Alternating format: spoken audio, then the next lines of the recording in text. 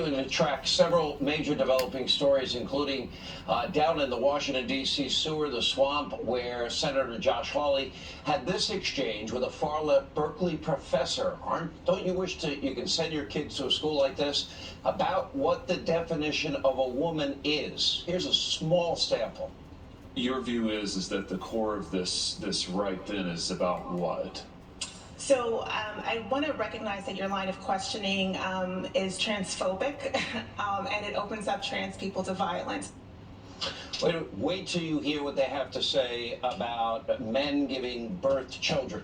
We'll show you the full remarks ahead.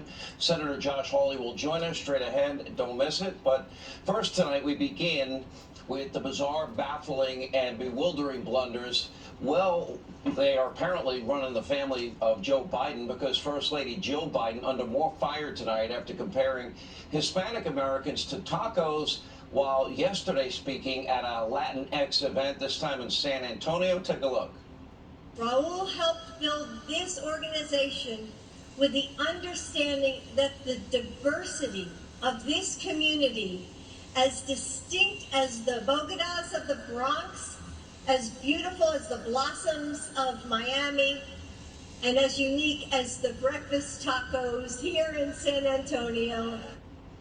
All right, now those remarks prompted massive backlash from hardworking Latinos from all across the country, including from the National Association of Hispanic Journalists. They said in a statement, quote, "We are not tacos." And the criticism was so bad, the First Lady's office, they were forced to shell out an apology, with one staffer tweeting, quote, "The First Lady apologizes that her conveyed words, that she conveyed anything but pure admiration and love for the Latino community."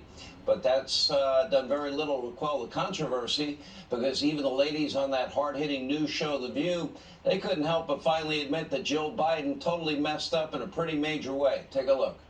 You think somebody might have read the speech beforehand and said, maybe you don't want to say it like this. Yeah. But this is, I won't even say what it is, because it's, we all step in pools from time to time. Pro tip, when speaking to Hispanics, really avoid any comparisons to tacos, enchiladas, chimichangas, alcapurrias.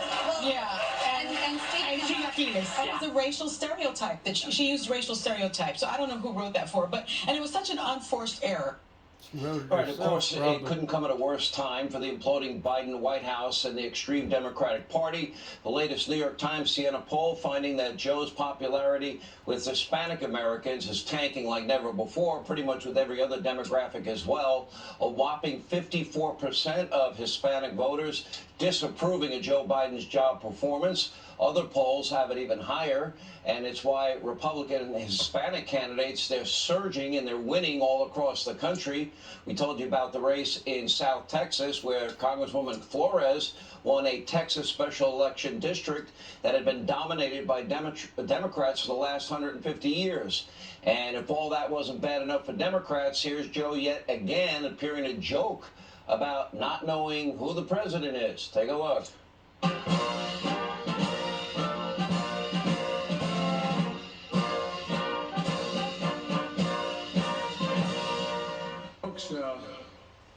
You don't have to stand every time I hear "Hail to the Chief" wonder where the hell is he? Took me a long while. You think I'm joking? I'm not. Turn around and where's the president? Yep, a lot of Americans are asking the same question. Where is a strong president? Anyway, Joe's presidency collapsing. Your own party, his party, doesn't want him to run, and you think it's maybe a good time to joke. Listen to this Biden word salad when asked about 2024. Take a look at this. Mr. President, what's your message to Democrats who don't want you to run again? They want me to run. 2/3 city. Read the polls. Read the polls, Jack. You guys are all the same. That poll showed that 92% of Democrats, if I ran, would vote for me. All right, the Biden presidency is failing so much so fast that even the media mob, they're being forced to reckon with the reality that they helped create. Look at this new opinion piece from the New York Times entitled "Joe Biden is Too Old to Be President Again." New York Magazine taking things even a step further, pondering how Biden can be pushed aside even if he tries to run for re-election in 2024. The article bluntly asks the question, are Democrats stuck with Biden-Harris 24 anyway? Strange to say, but they might be. So the Biden White House is getting so desperate, so delusional, that failing press secretary Karine Jean-Pierre is now resorting to kind of like circle back Jen Psaki playbook and flat out making things up. Here's Jean-Pierre falsely claiming Biden's approval ratings among Democrats is a whopping 92%, which is a complete lie because over 2/3 don't want him to run. In some cases higher. Take a look. What was the president's response to a new poll from the New York Times today showing that 64% of Democrats say that they would prefer a different candidate in 2024? And I would also say from that very same poll, there were 92% of Democrats who support this president as well. Look, not get into politics from here or get into any political analysis. This is not something. There's going to be many polls. They're going to go up or they're going to go down. This is not the thing that we are solely focused on. So as the New York Times poll found, Biden's approval among his own party has now crashed to 70%, even his radical far-left base becoming more and more dissatisfied with the disarray coming out of the White House. This comes as Biden will soon, now he's departing for Saudi Arabia, where we know what's going to happen. He will kiss the ring of the crown prince that he said murdered journalist Jamal Khashoggi and the nation that he called a pariah nation during the campaign. So now all of a sudden we need a good relationship with the pariah nation, with the murdering crown prince. Joe, you don't have to beg Texas, Oklahoma, North Dakota for more oil. Are you going to beg the pariah Saudis and the crown prince murderer to produce more oil because you won't produce it domestically? And tomorrow we get the consumer price index inflation data. It's expected to be another 40-year plus high record as Americans now we're all suffering under the cost of Biden's climate religious cult agenda. Here for reaction, co-host of The Five, Geraldo Rivera, along with Fox News contributor Joe Concha. Geraldo, you kind of have really worked hard. You've tried to thread the needle to defend Joe Biden.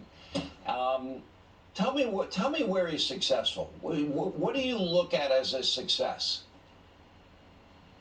Let me first say, Sean, one of the reasons we are friends, you and I, is that you have never confused me with the taco. No soy, un taco. I think that I feel terrible that Jill Biden, Dr. Biden, really did such a terrible. She also massacred bodega. Any New Yorker. Yeah, she couldn't say bodega. It's not a bodega. Not a bodega. Bodega. Yeah. I think Democrats are frightened. They're frustrated. They're angry. They're bitter. They don't understand why Joe Biden is doing so poorly. They blame it now on his age, and he is more frail than he has been. But I also think that when you shake it all down, and despite the alarming stories and the fact that so many Democrats are turning on Biden, including the New York Times and New York Magazine, bastions of the liberal establishment, it seems to me, I think that in a head-to-head between Biden and Trump, I think that the Democrats would say anybody but Trump, and we'll take Biden. However, if we have to carry him in on a stretcher, I don't know why they have unforced errors, though, Sean. I don't know why they can't seem more competent. The price of oil is going down finally. Inflation is pretty, didn't go skyrocketing beyond the 8.5 that it was. I don't think that they understand really that they are in charge and they can make it work, and they have to have confidence and rally around their guy rather than now looking at them and seizing their every malaprop just as if they were Republicans, Sean. The thing is, Joe Concha, Joe Biden is actually implementing everything that his party wants him to implement. So it's sort of like firing the coach because you can't fire the whole team. I don't see that he's deviated at all on any major issue from the Bernie Biden manifesto, from the AOC squad agenda. I think he's doing everything they want. It's the agenda that's failing, and yet they're blaming him. They want to get rid of him because why? He's embarrassing them on a daily basis? Well, precisely, Sean. I keep hearing about now suddenly Joe Biden's too old to be president, when 18 months ago when he was running for president, then it was perfectly fine. And it's almost an excuse that well, if not for his age, then maybe things would be going better. No, it's always been about the policy. It's always been about the perspective and the things they want to implement. Like saying, if we spend trillions of more dollars on top of the trillions we spend, that will lower inflation and the deficit. It's actually an argument that this president and this administration makes, which is complete and utter nonsense. And look, Joe Biden having these numbers, quite frankly, is one of the least surprising things we've seen in modern politics. I mean, this is a man who is profoundly below average in terms of a student, and oh, by the way, was a serial plagiarist all the way back to law school and going through to the first time he ran for president, and then beyond that when he was a senator. He tells tall tale after tall tale as if he's, Brian Williams meets Jesse Smollett of politics, and he failed upwards through the Senate to the vice presidency and all the way to the presidency. And now he's polling lower easily than any first-term president from Truman to Trump. And when 2/3 of your own party is begging you not to seek a second act in running for re-election, that shows you he really had no base in the first place. And when you break down the numbers by age, by the way, in this New York Times poll, 94% of voters under 30 do not want to see him run for re-election. So just like in sports, well, one would think that a team with a horrible losing records would start firing some people, make some changes, show that you care. But instead, we still see Chief of Staff Ron Klain, we still see Pete Buttigieg running transportation when you can't get a flight out and supply chains messed up, and we still see the Director of Homeland Security and Alejandro Mayorkas, and we see what the border's become, and the same Energy Secretary and Jennifer Granholm, which I still don't quite understand what qualifications she had in the first place for that job. So if this president was truly in charge, at least one or two of those folks would be gone given their performance, right? Unless he's not in charge at all, Sean. Let me go, Geraldo, back to the New York Times. And this, by the way, is not the first piece they've done on his age and how he really should not be the candidate in 2024. He often shuffles when he walks, prompting concern he's going to trip on a wire. His speeches are flat and listless. He stumbles so often during them, his staffers are holding their breath to see if they can make it to the end without a gaffe. He regularly makes huge policy change announcements that are instantly walked back by the White House, like vowing a U.S. military response if China invades Taiwan, or saying Vladimir Putin cannot remain in power and will use whatever methods they use. He has trouble summoning names. He appears momentarily confused. He makes one mistake after another. But doesn't it negate the fact, Geraldo, we've known that since the beginning. We've chronicled that. As a matter of fact, you've actually been somewhat critical at times about me saying that he's old, decrepit, weak, frail, and a cognitive mess. You get angry when I say it. But now everybody's saying it. You should say I should get a Pulitzer Prize for being first. The only good thing about getting old is it's better than the alternative. And then watching the president as he does the old man shuffle, and how frail he looks now. I look at myself now in the movies from July 4th, my birthday, jumping off boats and stuff, and I say, something, I'm just not the person I was. It is inevitable, this aging process. But wait a minute, in fairness to you, you had a severe injury, so there's a little bit of a difference. Well, Sure. But and he is 8 months older than I am. But let's talk about staff for a second. And you talk about Klain, and Joe was talking about Ron Klain and the others. There's no way the Democrats can win without the Hispanic vote. Hispanics are the largest minority group in this country. And what Jill Biden was attempting to do is to say that Hispanics are within themselves. We are a diverse group. There's the Puerto Ricans of the Northeast. There's the Cubans of Florida, the Tex-Mex from Texas all the way to California. There are differences. My dad used to say, la única diferencia entre nosotros los hispanos es el color de nuestro frijol. The only real difference between we Hispanics is the color of our beans. The idea being that the Latinos, we have sensibilities and family values and religious institutions and I listen to you. You're infinitely more articulate, aware, cognitively aware. You are the same guy that you were 50 years ago when you started in this business. The same. You're as sharp as you've ever been. That Jill Biden should have made. What's that? People age at different levels. I don't know how sharp he is inside. I have granted. And he's not cognitively strong enough to be president. Let me give the last word to Joe Concha. Well, in the end, I think, guys, when you look at 2024, the Democrats are between a rock and a very bad place. Kamala Harris is not remotely a good alternative unless you're thinking of opening up, a word salad bar. Gavin Newsom, here's his bumper sticker. Let me do to America what I did to California. Bernie Sanders, sure. Let's have a Democratic socialist president who could potentially be in his 90s in the Oval Office. The other names, unintentionally hilarious. Beto O'Rourke, my Senator Cory Booker, Spartacus, Elizabeth Warren. If the plan is let's run somebody who lost to Joe Biden in 2020, that dog don't hunt, Sean Geraldo. No, it doesn't.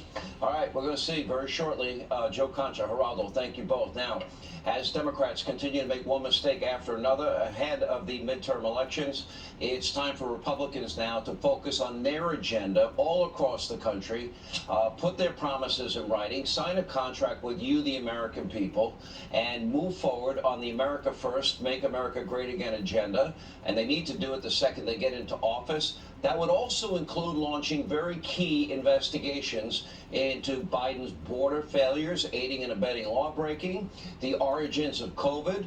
Now China's getting preferential treatment from Joe Biden, the Biden family foreign dealings and syndicate, the chaotic withdrawal from Afghanistan, abandoning Americans 332 days ago. Very few people are keeping note. We are. The targeting of parents challenging far-left school boards, the one-sided January 6th committee that did nothing, looking into the riots of 2020. Take a look at your screen. Tonight we can exclusively report that House Republicans, they are now targeting even more key congressional districts across the country. There's 74 specific targeted districts to be exact, including many currently held by incumbent Democrats. Here with reaction, House Minority Leader Kevin McCarthy. Usually when things are this bad for the party in power in the White House, it doesn't end up well in their midterms. The question is, usually by now, Democrats start to peel away from the White House, distance themselves from the White House. We've seen a little bit of it, but not a lot of it, Kevin. Well, you're seeing more of it. You just watch the president. Is he traveling to districts? He recently went to Ohio, and their top Senate candidate, a congressman, wouldn't be seen with him. A lot of them are running campaigns saying they're standing up to the Biden administration of what they've done to our gas prices, our inflation. But the biggest telling item right here is not just what the First Lady said, it's how they are treating people. I mean, all of America is wondering if they can even afford a taco anymore. The shell's up 12%, lettuce is 11%, chicken 17%, cheese 8%. Not only do they have the language wrong, they have the policies wrong. But that election just a couple weeks ago with Mayra Flores, you've got to really look into this. This is a seat that Biden won by 13 and Obama won by 22. It's 84% Hispanic district, the second most Hispanic district in the entire nation. What this truly means, their management is so bad that at any time, any Democrat that's sitting in a seat that Biden won by 15 points or less can be competitive. As long as the country joins with us and goes to takethehouse.com, that we have the resources to put the message out. And you were right, Sean. We're coming out with a commitment to America that will make America energy independent, lower the price of gasoline. We'll have a parent's bill of rights, that you have a say in your kids' education. We will secure the border and stop this movement of fentanyl that's the #1 killer of Americans between the ages of 18 and 45.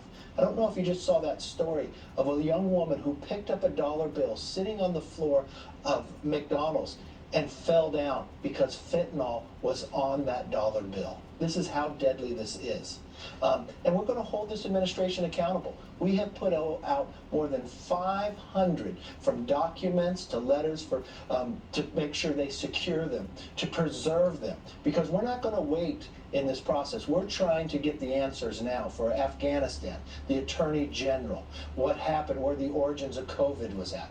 And if they do not comply with us now, when we're in the majority, we will hand them the subpoena to make sure we get the documents. Is it on the agenda looking into Merrick Garland, who's been very selective in Yes. terms? Explain, what's the agenda?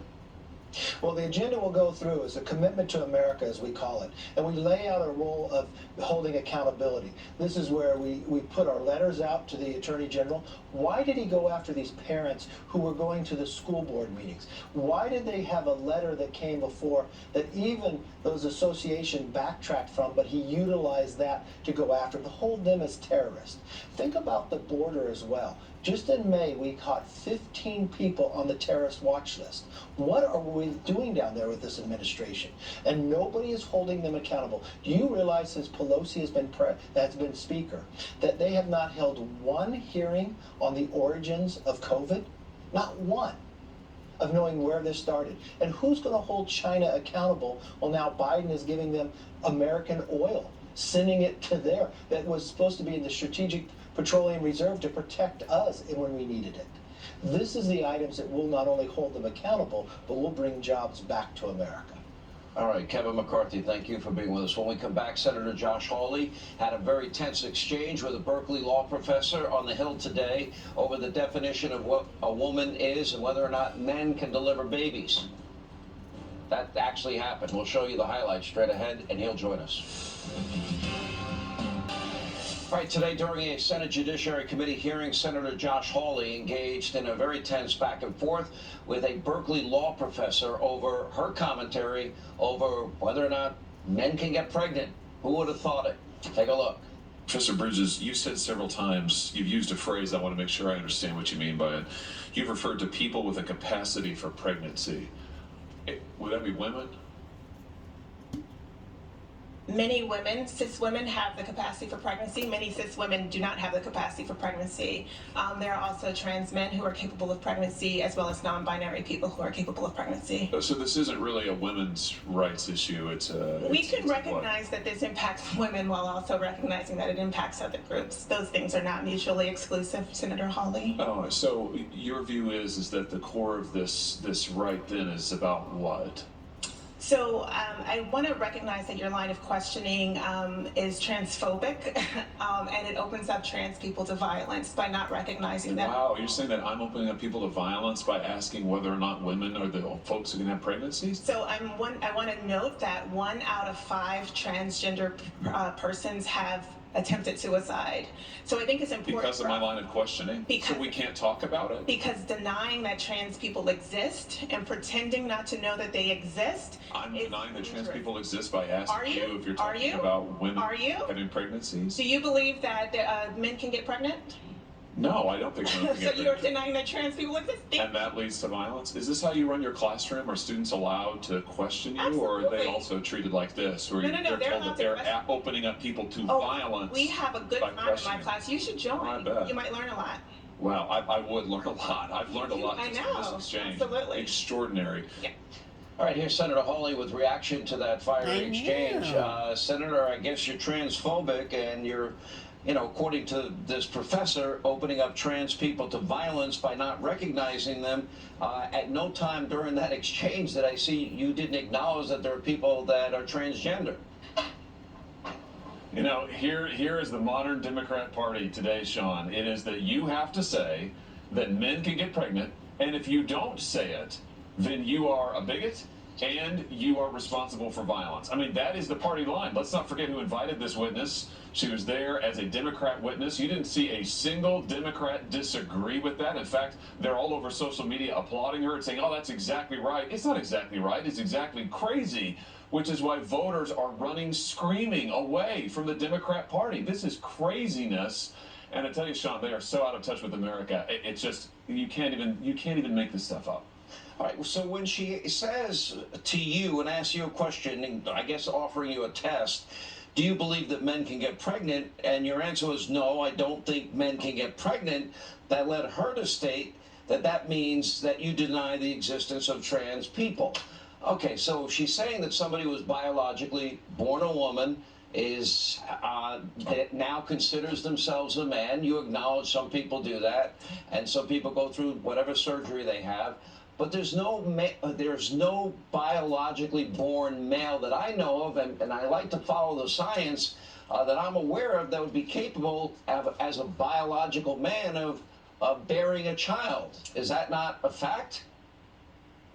I think it's a fact, Sean, and you know what? But for today's Democrats and Democrat leaders, it's not only not a fact, it is religion to them that you affirm that men can get pregnant, and if you don't say it, then you are responsible for violence. I mean, this is their line. By the way, Sean, these are the same people, the same Democrat leaders who want to force young women to compete against biological men in girl sports. I mean, now we know why. If for all the parents out there, like, why in the world do all of these Democrats want to eliminate girl sports? Now you know why. They don't believe there is any such thing as a woman. Not really, and they think that if a biological man wants to claim to be a woman, hey, that's fine, and we all have to accept it, or else we're bigoted and violent. It's just crazy. All right, so that gets into two big issues. Number one, age appropriateness in terms of what we teach our kids. This is an issue now that has come up pretty much all across the country, and that is, okay, we have to teach first graders, second graders, third graders about gender identity. I don't think that's particularly age appropriate. And the idea that you can be born biologically a man and then identify as a woman and be transgendered and then compete in female sports. As Caitlyn Jenner has said on this program, I don't really care what your testosterone levels are now. What were they when you hit puberty? That would be the time that would matter the most.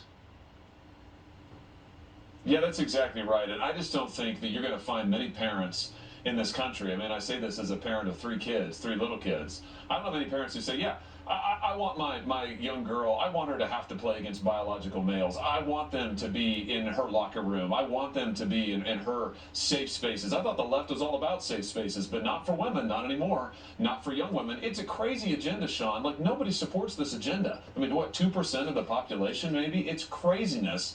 And to hear Democrats say this stuff and insist that we all affirm it. It's not just that it's their opinion. I mean, sure, you can have whatever opinion you want, but to insist that we have to agree that women should play men's sports, we have to agree that men can get pregnant, or else we are predators. I mean, that's just insane. It is. Well, now you're getting into a really important part of all of this. Either you agree with everything the professor is saying, or you're transphobic, one. Two, you're putting people's lives at risk. That would cause threats to their lives. Or three, that would cause them to have a risk of suicide. That is patently unfair if you are asking an honest question about how do you define a man, how do you define a woman, and is it your contention that biologically born men can have children? That would be a fair question. And if you don't give the right answer, then you get labeled a transphobic. You get the transphobic tattoo, literally etched into your forehead. Well, and what they use that as an excuse for, Sean, the left that is to censor speech. And you can see that's where this witness was going today, is that, oh my goodness, your questions can lead to violence, therefore you shouldn't be asking them. I mean, that was the import of what she said to me, is that, oh, you shouldn't be asking these questions, and we see the left saying that everywhere. If you question biological men and women's sports, you're a bigot and you need to be shut down. We see it at school board meetings. Parents raise these questions. They're called domestic terrorists. This is the left's tactic. You agree with them, or else they will shut you down, censor your speech, and tell you have no rights. And again, this is why voters are saying it's crazy. All right, instead of indoctrinating kids, a captive audience in a classroom, why don't we let these other creatures that are called parents, moms and dads, why don't they instill the values in their kids? And then we focus on something we've forgotten about a long time ago, even though we spend more per capita on kids for education than any other country in the industrialized world with the worst results. Why don't we teach them reading, writing, math, science, and computers, and let's say let the parents instill the values, or if some parents are uncomfortable about these topics, you can offer opt-in after-school programs, offer parents a curriculum, and if they want to buy into it, they can buy into it all they want, but don't take away the educational opportunities and the time that needs to be focused on the main subjects. How's that? That's a fair compromise, no? I would say that sounds pretty good. I mean, what a concept to actually teach kids lessons and information, knowledge they can use. Think about this, though, Sean. This Democrat witness today, she's a professor, I think, at Berkeley. So her students are paying, I don't know, $60,000, $70,000 a year to be taught this craziness. Go figure. Oh, you pay a lot you get quality education everywhere. Senator, great exchange. Fascinating times. Thank you for being with us. When we come back, Manhattan's radical district attorney may be forced to back down. We've got an exclusive interview you don't want to miss straight ahead as it relates to that bodega worker as we continue. So with crime in American cities now spiraling out of control, many companies are now being forced to close down their stores hit by repeated robberies, vandalism. We've been showing you this regularly, including 7-Eleven stores in Southern California and Starbucks stores on the West Coast, Philadelphia, D.C., in New York City. Well, service workers who try to fight back against crime, apparently they'll get charged with murder.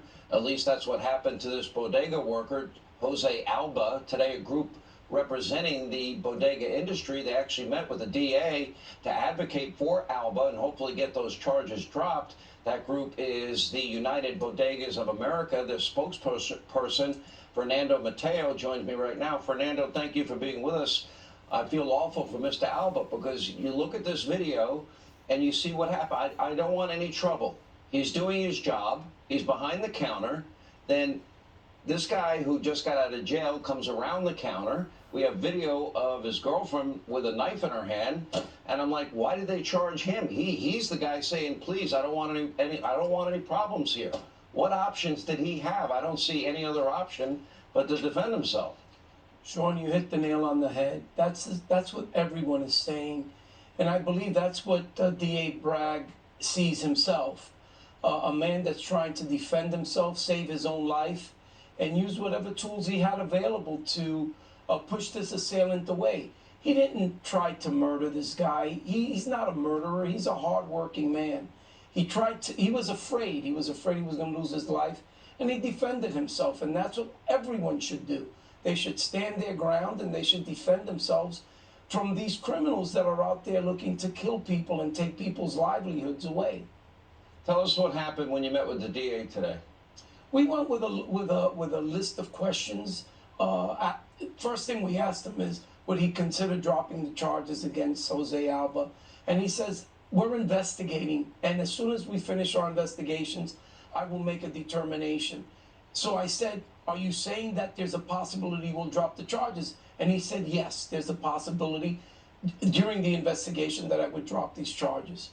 What other option is there? What other option did this worker have in those circumstances when somebody comes behind the counter, pushes you to the ground, getting in your grill, threatening your life? What other option existed for him?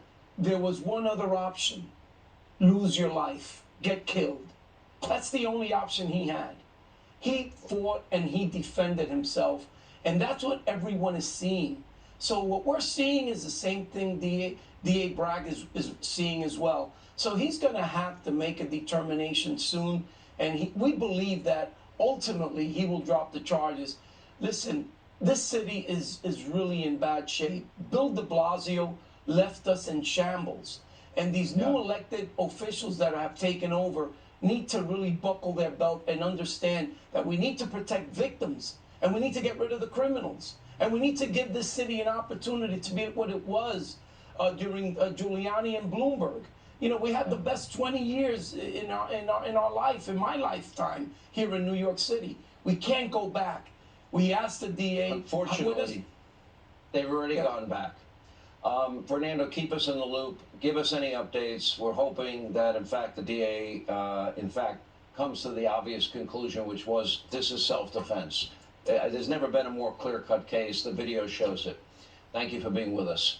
Now, amid nationwide crime surging that is putting people's lives in danger, well, Biden's Justice Department is squarely focused on Donald Trump and January 6th. What about the 574 riots in the summer of 2020, injured thousands of cops, killed dozens of Americans, billions in property damage? All those charges, they were mostly dropped. What about the protesters who recently and pretty openly have been threatening sitting Supreme Court justices? Is there going to be any accountability for them, any prosecution for them? Now, if the Attorney General Garland doesn't get his act together soon, well, he could be facing an impeachment probe when Republicans take over the House. Congressman Jim Jordan is the ranking member of the House Judiciary Committee. He could oversee those proceedings, and he joins us right now.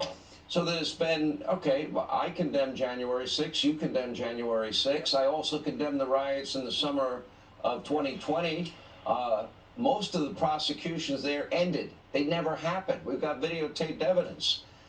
So tell me, and now we have, in violation of 18 U.S.C. 1507, we got the intimidation and harassment regularly of Supreme Court justices. Where's Merrick Garland? Yeah, well, Sean, we know the Department of Justice has weaponized the government against its political opposition. I mean, look, Senator Hawley pointed this out.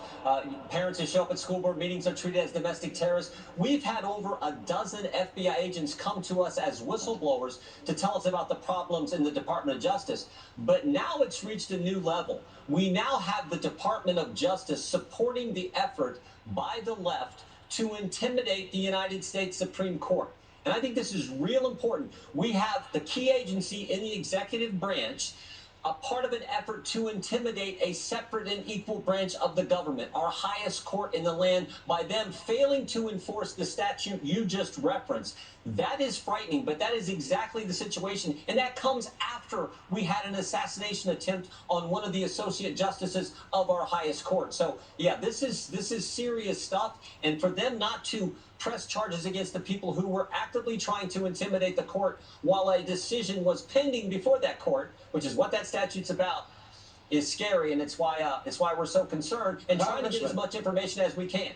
The law is clear. You can't intimidate or harass at the residence or at the court any judge or any jurist or anybody involved in the judicial process. 18 right. U.S. Code 1507. You're not allowed to do it. You know, like, for example, it's illegal to enter the country without proper authorization. But yet Biden is aiding and abetting in the law breaking. If I did it, I'd be arrested for human trafficking. Where is Merrick Garland? Is all he cares about? He only cares about January 6th? Is that it? Well, it seems that way, but this effort by the left, I mean, understand this too. The legislative branch, Nancy Pelosi waited 4 weeks to pass legislation to give protection to Supreme Court justices' families. After the assassination attempt, she waited several days after there was things posted online about Judge Barrett, where her kids went to school, where her family worshiped on Sunday morning, the church they attended. So this is part of the effort by the left to intimidate the court. They've introduced, Jerry Nadler, chairman of the committee, has introduced legislation to pack the court. We know what they did to Judge Kavanaugh when his nomination was put up and his confirmation process. So this is all part of that effort, and that's the most frightening thing. When the Justice Department is part of that effort. Under this politicized Department of Justice, we don't have equal justice under the law, do we? We don't have equal application of our laws, do we? Because if we did, we'd also be going after all the people that rioted in the summer of 2020. If we did, we'd be going after those people, intimidating, harassing Supreme Court justices, wouldn't we? Yeah, it's all part of this double standard that we see so much from the, quote, elites who run the government. And I think it's rooted in this disdain they have for working people across the heartland of our country. They just think they're so much better than all those folks, all the folks I get the privilege of representing. And it is wrong, and it's why the American people are going to make a big change, I believe, in the midterm elections. Let me tell you, this election is a tipping point for the country. Congressman Jim Jordan, always great to have you. Thank you. When we come back, LeBron James appears to lash out at Biden's response to Brittany Griner's detention in Russia, saying if he was Brittany, he doesn't know if he'd even want to come back to America. Problem is, he's missing the bigger point. We've got the tape. That's next.